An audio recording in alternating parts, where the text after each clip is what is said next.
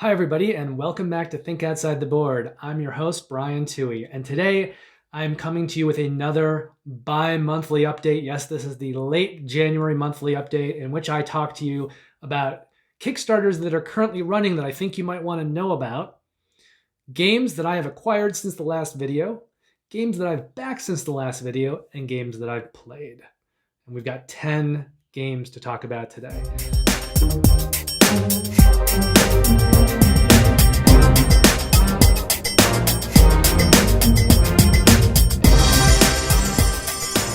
Now, first up, in the currently running Kickstarters category, we've got 3 games.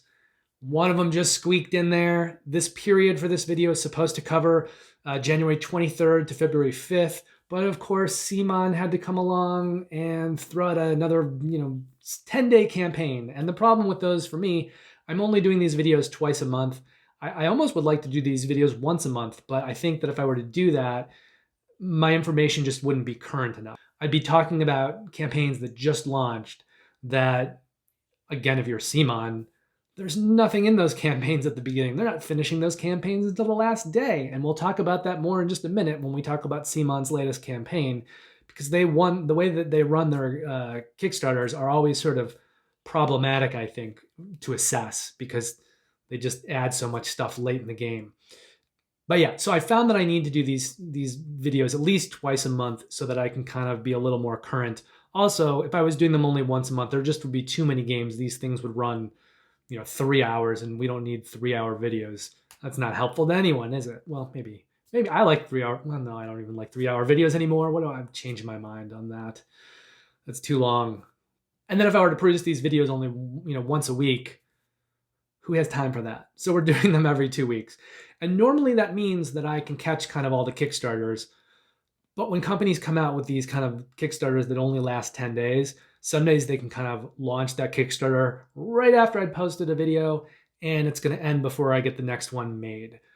And that's kind of the case with CMON Presents the Animation Collection, except that I'm sort of shooting this video a little bit early just to squeeze it in and hopefully get the video posted before that campaign ends.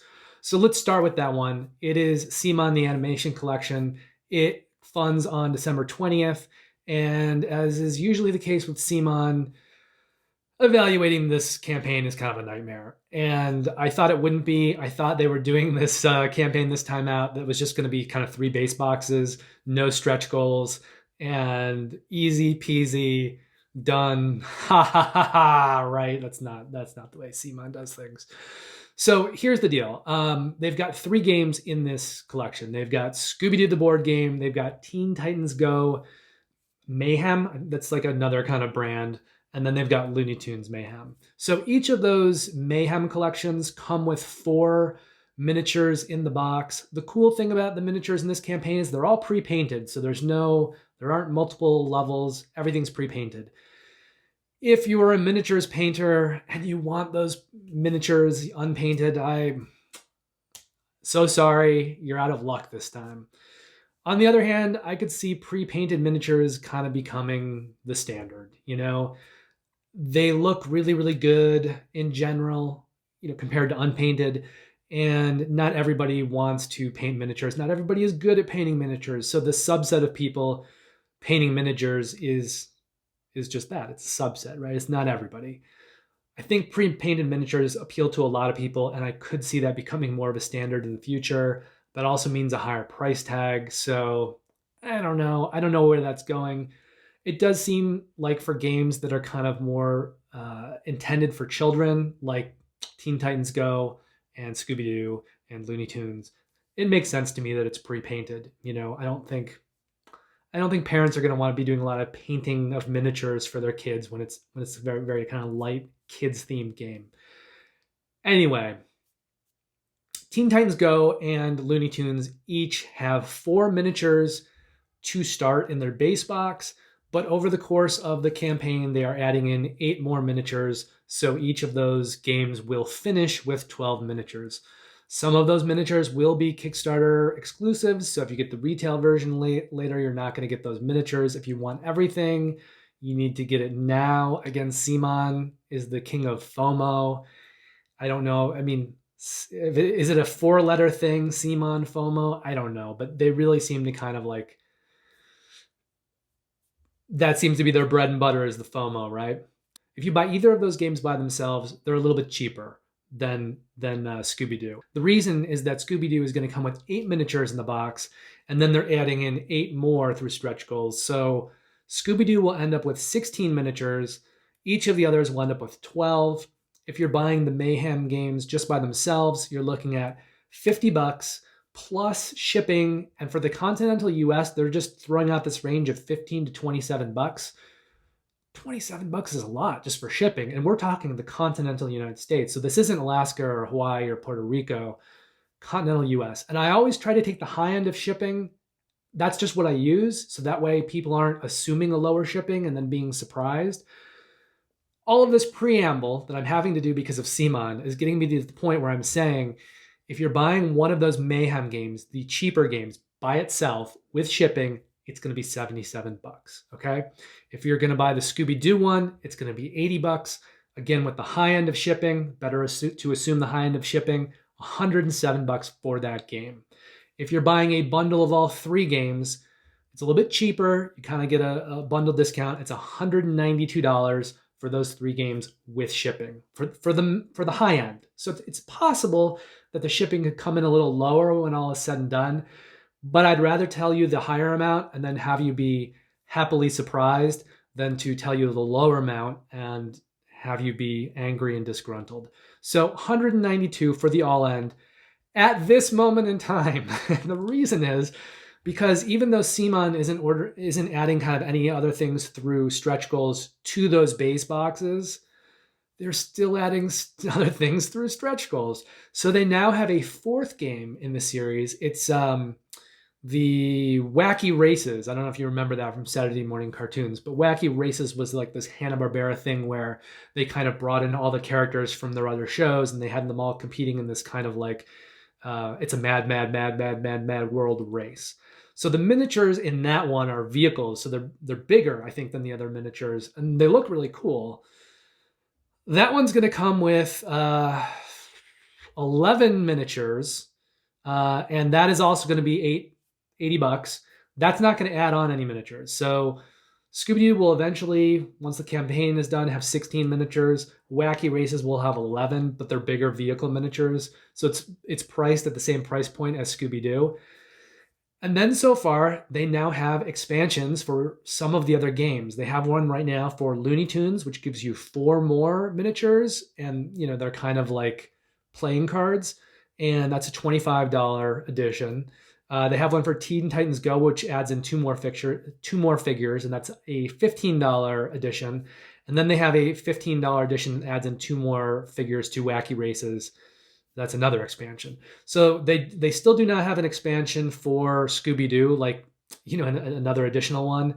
I'm assuming that'll happen. I'm also assuming there'll be another pledge kind of added on later that collects everything. But from what I'm seeing so far, if they do that, the all-in is going to be around 400 bucks. So, look, this is not for me. This is not for me because the IPs are not really for me. And the gameplay is very light. They're kind of skirmishy miniature games, very light gameplay. But it's CMON. It's got really quality miniatures. And I mean, the other problem that I've kind of skirted on a little bit as I've been talking is that there are a lot of miniature painters who love the quality of CMON miniatures, and they'll back these campaigns just to get the miniatures so that they can paint them and use them for other things and this and that, whatnot. That's not going to be an option for them in this campaign because everything comes painted.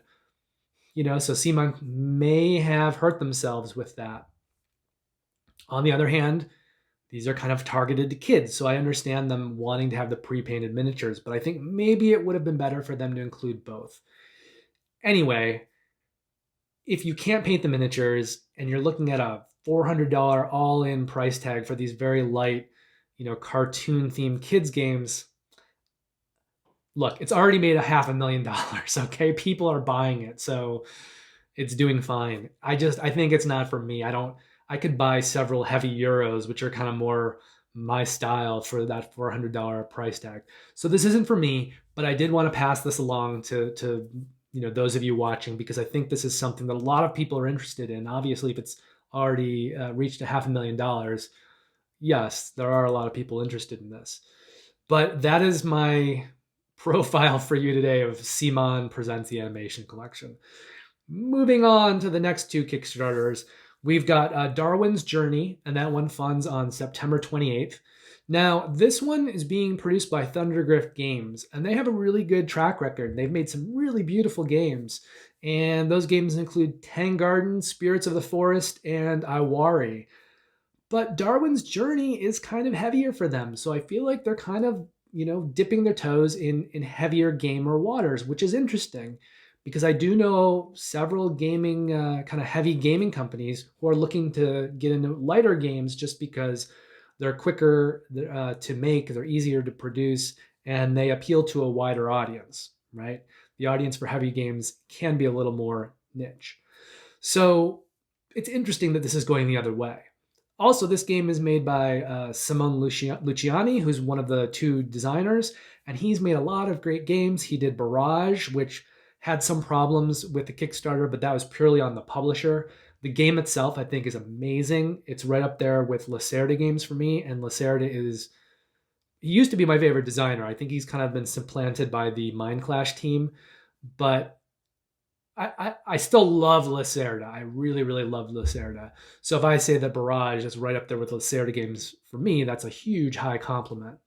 So Luciani designed that one. He did Grand Austria Hotel. He did Newton. He did Lorenzo Il Magnifico. And then he designed some other games with Daniel Tascini, who's kind of having some personal problems right now. And that's Zokin and The Adventures of Marco Polo and Marco Polo 2. So Luciani did design those, but we're not going to talk about those right now. The fact is, he's designed a lot of really good games. And also the Council of Thor and Newton. I don't know if I mentioned Newton. Anyway, just to be clear, Daniel Tascini, who I think a lot of you know, you should know, he's made some pretty racist comments and rightly come under fire, and Board and Dice has kind of dropped him for future published games. He is not associated with the Darwin's Journey campaign at all, so whatever your feelings about him, don't worry about that. It's just that the designer of this did work with him on a couple of games, but he has nothing to do with this campaign. Okay. So Thundergrift Games, CMON Luciani, and it's based on Charles Darwin and Origin of the Species and his kind of evolution of his theories around the Galapagos Islands. This is a heavy Euro. It's right up my alley. It looks beautiful. I think Luciani has made some great games, and I'd like to play more and more of his games. I mean, I think the way he's headed, he could become a favorite designer of mine. So this is an easy sell for me. This is right up my alley. And then sort of along those lines is Tinner's Trail. It's the third currently running Kickstarter. This one's going to fund on February 4th, and this is a new edition of the Martin Wallace game, Tinner's Trail, which was originally published in 2008, so it's 12 years old. Tinner's Trail, I've never played it. I've heard good things about it, but it's out of print. It's really, really hard to find. So Alley Cat Games has come along. They're doing a new version. It looks really beautiful. They're producing this in cooperation with Martin Wallace Games. So they've done a little redesign on this to make it less luck-based. I don't think, because Wallace is kind of co-producing this, I don't think he's just signed off on it, although he may have. I think there's been a little more back and forth. I think there has been, he hasn't designed this completely on his own, kind of the redesign, all the tweaks, but I think he's been very a part of the process. So it's not like this is kind of happening without him. And Alley Cat Games, to give you an idea of some of the stuff that they've produced, they've also produced some really beautiful games. They've produced Tungaru, Dice Hospital, Chocolate Factory, Coral Islands, Welcome to Dino World.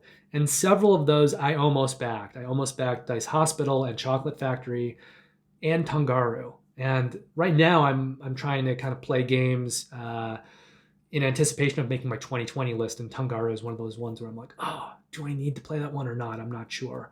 I think it might be a little bit light for my tastes, but I do like the design of it. It's a very pretty game, and I'd be excited to play it. And I think Alley Cat Games is making some really beautiful games. And I think this one looks beautiful as well. And Martin Wallace. I love Martin Wallace. I love the Brasses. I love Age of Steam. I love Australia. There's some new expansions coming out for that this year. I'm really excited to pick those up. A new shiny version of an old Martin Wallace game that I can now get, that, because I couldn't find the old one because it's out of print. Yes, please. Sign me up. And they've also produced 2 new expansions for this one, and that is being done with Martin Wallace's approval. So they're being designed by Alley Cat Games, but Martin Wallace does have feedback put into that, so it's not kind of just happening without him. So Tinner's Trail, February 4th, and both of those, like Darwin's Journey, I think if you go in for the all-in for that, with shipping, United States, continental United States, it's like $102. Tinner's Trail, all in with shipping, continental United States, $71. So you can get both of those games together and still pay probably less than half of what you'd end up paying whenever they figure out what the all-in is for CMON's animation collection. But I understand people like those IP that are in that CMON animation collection, which is why I've presented it to you. And this video should be up in a day or two, and it should be up in time, for you to kind of watch the video and take a look at those Kickstarters and make a decision before they fund. Cool. Now, moving on to the acquired games. I only have 2 acquired games this period. I received the Anachrony Infinity Box and Fractures of Time expansion. If you haven't seen pictures of this box, it is a beast. It's like this long, and it's like that deep, and it's a big box. And the reason it's so big is it's designed to hold everything in the original Anachrony game, which comes with several smaller expansions. It's also designed to hold all of the miniatures that come in the Exosuit Commander's Pack. And it's got a new expansion built in as well. It's called Fractures of Time. It adds on a new timeline. I don't really know what that means. There's a new location board. So I don't know if you're going to be substituting that in, for certain boards within the original game, or if it just kind of will add on more stuff. I don't care. As I said, my favorite designer is Lacerda, or was, until he was supplanted by the Mind Clash team. I love everything that they do. Their designs are my favorite designs in the world.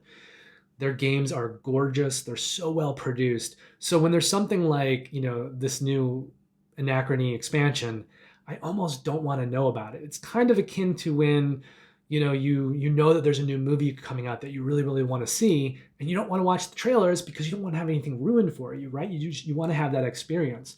So part of my experience with this is like, yes, I want it, and I don't want to know too much about it because I don't want to get too excited about it a year and a half before the Kickstarter delivers. Now it's here. I've got it sitting kind of down below me. I need to punch it all and kind of sort everything.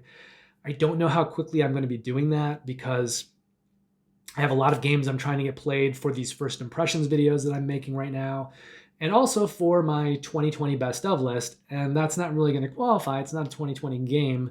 And I don't think I'm going to be doing anything with 2020 expansions. In fact, it came out so late at the end of 2020. I don't know if I'd really count it as a 2020 expansion. I think it's going to come to retail, and that'll be in 2021. So it's probably actually a 2021 expansion. So I may not get to play it right off the bat, which makes me a little sad inside.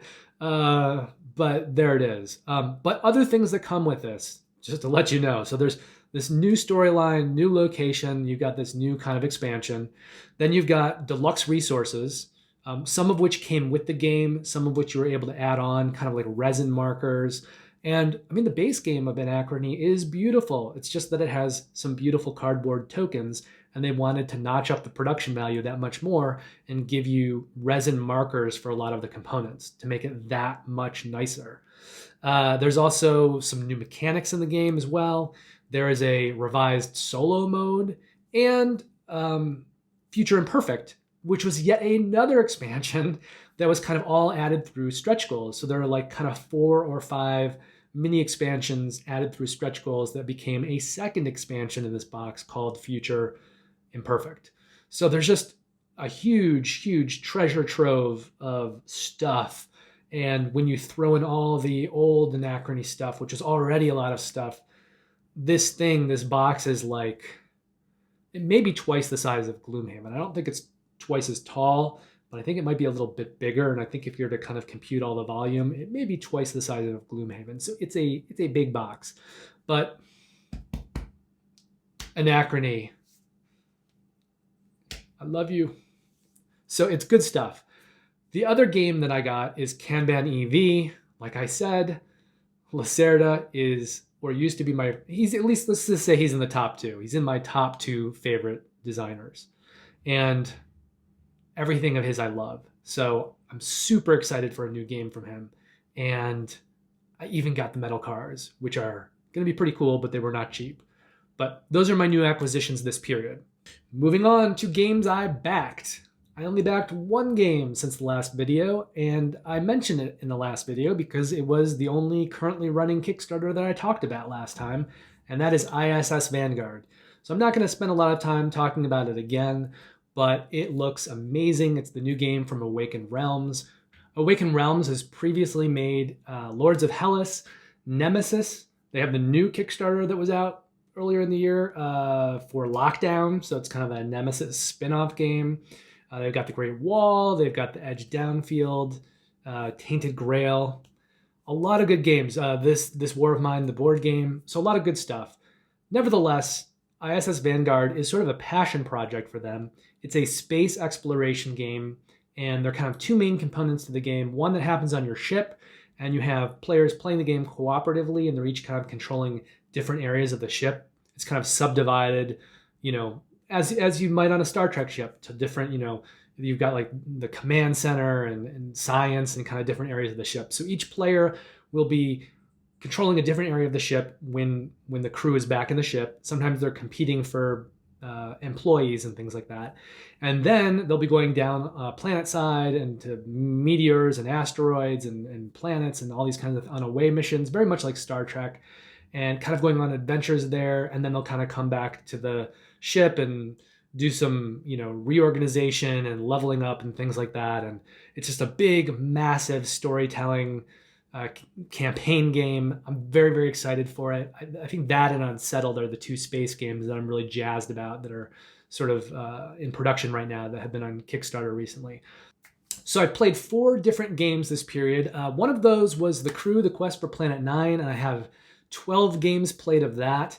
I bought that one for my fiance mainly because she loves euchre. She's a big trick-taking game player, and if you don't know, The Crew is a trick-taking game. It's a cooperative trick-taking game. And the way that it works is players kind of have goals each round, and they get more difficult as it goes on and on and on. And they'll kind of draft certain cards that they need to win in tricks that round. So like, let's say I draft, a pink 3 and you draft 8 blue. And then with what's left, I draft a yellow 7 and then you draft a green 2. So like, those are the cards that we each need to win in tricks for that round. So when we're going around, if anyone takes the card in a trick that shouldn't have that card, the mission has failed.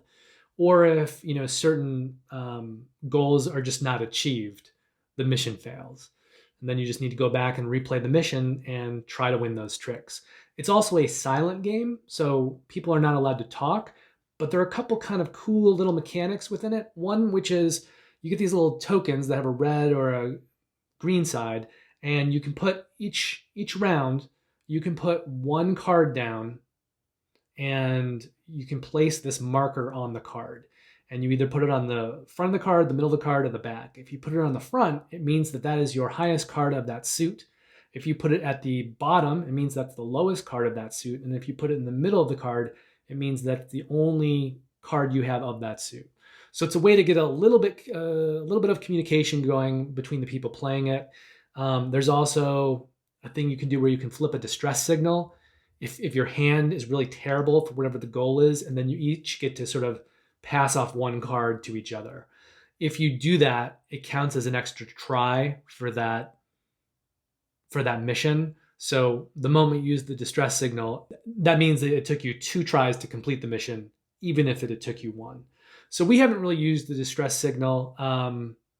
We only failed one mission so far. We're on mission 12, so I think it was mission 5 we had to do a second time. That mission required, I think someone had to win every trick. And that's a little tough to pull off, especially because there are these, there's a suit called rockets, and there's only 4 rockets. So if someone has one of those wild cards, it becomes really hard to lose a trick. So that was the one we had to do a second time. I think we're going to play all the way through to 50, but we're doing it with a 2-player variant, which means you need to kind of set up a dummy third player with a tableau of cards. The game still plays fine that way. I don't love the tableau. I'd prefer to play it without it, but there's COVID requirements happening right now. We're social distancing right now here, just the 2 of us, so we're not playing with more people than that. But it is something that I really look forward to playing in the future with 3 or even, I think more so, 4 players. And I do have a friend who lives in Atlanta that I see a couple times a year. He and his wife aren't really board gamers, although he's played several board games with me. She's played a couple. But they're also really into euchre and trick-taking games. So I think playing that game with the 4 of us without the dummy player will make it even better and just a ton of fun. And it is a game that I think is great for non-gamer crossover. I think some trick-taking fans need to get their head around the fact that it's a cooperative game and not a competitive game, which sort of affects how you complete tricks a little bit. But it's still easily teachable to a lot of people, to a wide swath of gamers, whether or not they're kind of like hardcore hobbyist gamers or just people who like card games and light games and bridge and euchre. But those people, I think, will also have a really good time with this game, which means it's a great game for most people to have in their collection. So I played 12 games of that this period. The other games I've only played once each. Those games are Dwellings of Eldervale. And let me talk about that for a moment, because the first time that I played it, my fiance and I misinterpreted the rules. We thought whenever you beat a monster, you got to dominate a monster. The rulebook's actually a little vague on that. It tells you that there are ways that you can dominate a monster, but then it never tells you what they are. And there are, I think, 3 cards in the game that allow you to dominate monsters. And when we were playing, 2 of those cards weren't even in our game, and the other one just never entered into our game. So it's very, very vague rules. So I understand how we made that mistake. I think it's an easy mistake to make, but it totally changes the game, and it's not what was intended by the designer. So we went back, we played it a second time, we played the monsters properly. I even threw in a couple of these mercenaries that you can sort of hire. I figured since Kristen really, really liked controlling the monsters, I mean, she loved it. And I knew that we weren't going to get to do that anymore. That's not supposed to be in the game unless you have one of these rare domination opportunities. I threw in the mercenaries so that we could at least hire those and have those to play with. But neither one of us did it the whole game. We were kind of just more focused on what we were doing, and we didn't want to hire these mercenaries. And we had a really, really good time playing it. I managed to just barely squeak out a victory by a couple points based on something I did on my last turn, which made me a little happy because Kristen has been kicking my butt lately. In, I think, like the last 9 competitive games that we've played, she's won like 8 of them. And, I worry sometimes that she's not winning enough because, I don't want her to be unhappy playing these games. I don't want her to feel miserable. But right now, I'm not worried about that at all because she is just wiping the floor with me. So when I get an occasional tiny victory in right now, I'll take it. But I like Dwellings a lot. I'm not sure if it'll make my top 10 of 2020. I think I just tend to gravitate towards heavier games. And I think there's enough randomness in Dwellings that it's maybe not my favorite game of all time, but I do have a lot of fun with it. And I think if you're playing with people who don't mind randomness, there's a lot of great stuff happening in this game. It's a lot of fun. There's a lot of dice chucking. If you have the version like I do where the monsters make sounds, it's just cool. There's so much.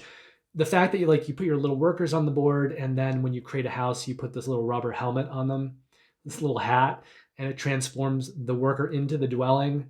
I mean, there's lots of cool little genius things like that. And, Peter Vaughn, who produced the game back when he was still with Breaking Games, he just did a phenomenal job on making everything about the game so pretty. and the game tray system and the way everything fits in the box. Well done, Peter. It's fantastic. So some heavier gamers may not absolutely love dwellings. I think there's still things for them in the game. I think there are ways to play strategically with combat, kind of like in chess, to eliminate quite a bit of the randomness. But some of that randomness is baked into the game, and it's part of what is intended to be the fun of the game. So if someone absolutely wants no luck in their games, dwellings may not be for them. For me, it's going to be in that middle ground where I won't always reach for it first, but it's a really fun game and I'm going to want to play it. Next up is Excavation Earth, which is designed by David Turksey. It is a very bright, colorful game. I wasn't sure if I wanted to back it when it was on Kickstarter because it's essentially a market manipulation game, and some of the market reminds me of mechanics in the Gallerist and the Lisboa, which again, Lacerda, things I like. So I played it on Tabletop Simulator with a friend.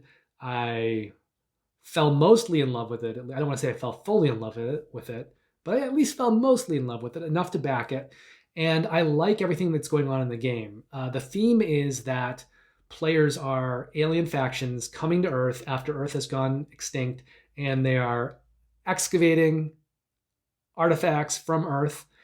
They're also trading artifacts on the black market. And there's this whole kind of series of mechanics where they go to different markets to sell those artifacts, and there's kind of worker placement. And to set up a good sell, you kind of have to kind of coordinate it maybe for several turns, especially if you're doing kind of selling in multiple markets at one time. And then you're also trying to get the right buyers in there for the type of artifact that you're selling. It takes some coordination to kind of pull off well. There are also variable player abilities for the different factions. There's also an area majority component in end of round scoring. So when you're selling artifacts, the buyers are going to move off the main board to this area majority mini board, along with your cubes, who are considered traders that facilitated in that sale. So those cubes will go over, and there'll be kind of an area majority scoring that happens at the end of each of the 3 rounds. And then also, as you are, digging up your artifacts or buying them off the black market, you can sample them, and you have a little player grid with I think it's a 4x4 or a 4x5 grid, and then at the end of the game, you're going to score based on how many samples you have in each row and how many you have in each column. And some columns and rows are worth more than others, and the more you have it filled out, the more points it's worth.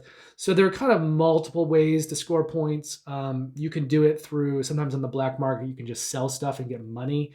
There's the area majority thing going on. There's the sell thing with all the different buyers, and you're coordinating that. And then there's the end game points with the player area kind of set collection thing. So there's a lot happening.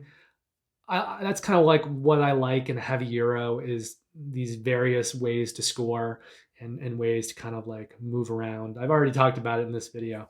So it hits my sweet spot, and David Turksey is a fantastic designer. I really love his stuff.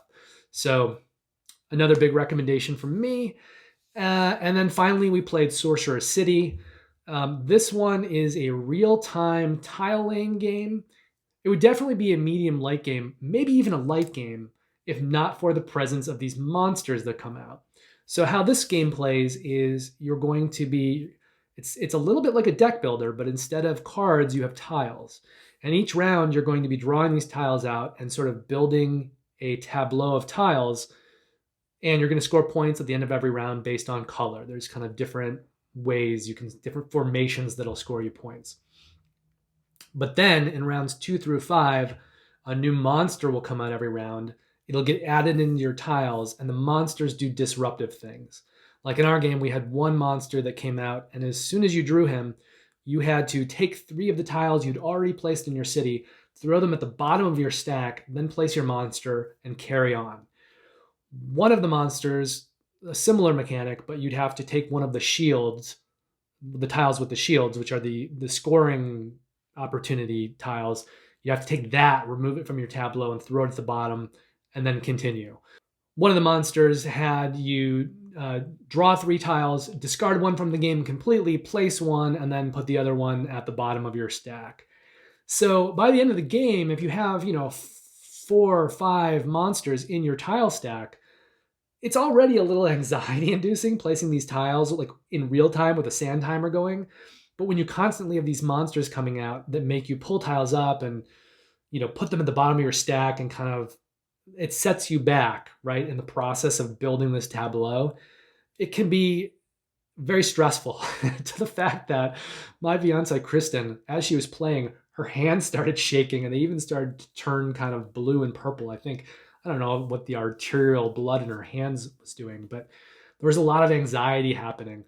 For me too, not quite as bad as it was with her, but for me too, it sort of felt like playing this game was like drinking 2 or 3 pots of coffee. And afterwards we had to go off and kind of go on a walk and walk off the anxiety. But I thought the game was fun. I did. I thought it was fun. And I think there's a lot to like in this game. I think the fact that neither one of us really likes real-time games and the way that it created anxiety for us means that it wasn't really a for us game. So I don't want to put anyone off of the game. There's a lot to like about the game. It's just, if like me, you're not a huge fan of real-time games, then this probably won't be one for you. We had fun with it. We just had really stressed out fun with it. And I plan on playing the solo mode just to, have a little more experience with the game. But I sort of inherited the game from somebody, and I think I'll probably pass it on to somebody else. It isn't quite for me, even though it does have a lot of good stuff going on. And again, it's another game where it's produced by Druid City Games. They make beautiful games. They make games that are, the storage for their games are just very, very well thought out of. They've got good game tray systems, and this one's no exception. So if you like real-time games and you like games that have a good production value and are very well packaged, and there's a lot of care and thought that goes into it, this is still going to be a game for you. So that brings me to the end of another one of these monthly update videos. Thank you very much for watching. I realize these can get a little bit long, but I feel like there's lots of good information in them. And please like and subscribe. If you want to be notified when future videos are published, you can also hit the alarm bell. If you want to talk about any of the games that I've talked about during this video or anything else, please post comments. And I definitely will keep on the lookout and be responsive, especially if those comments are respectful and kind. And that is it. Once again, thank you, and I will see you in the next video. Also, one quick plug. Right now, I'm producing several new series of videos, first impressions videos, which are just kind of a quick look at a game right when it's hitting retail release or the Kickstarter has delivered. My goal with that series is to get a video out quickly that will give people a look at the game. It's not going to be a full teach. It's not going to be a full review, but I think it'll give you enough to know whether it's a game for you or not. And my goal with this series is to get those videos produced quickly as the games hit, so that it'll be a resource for people to look at when there aren't a lot of other videos out. I'm also producing now teach and review videos, which are what they sound like, and they are a more full, complete teach along with a full review and my opinion on the game. So be looking out for those videos. They are on the way. There are a lot of first impressions videos coming in the next couple of weeks. Once again, thank you very much for watching, and I will see you in the next video.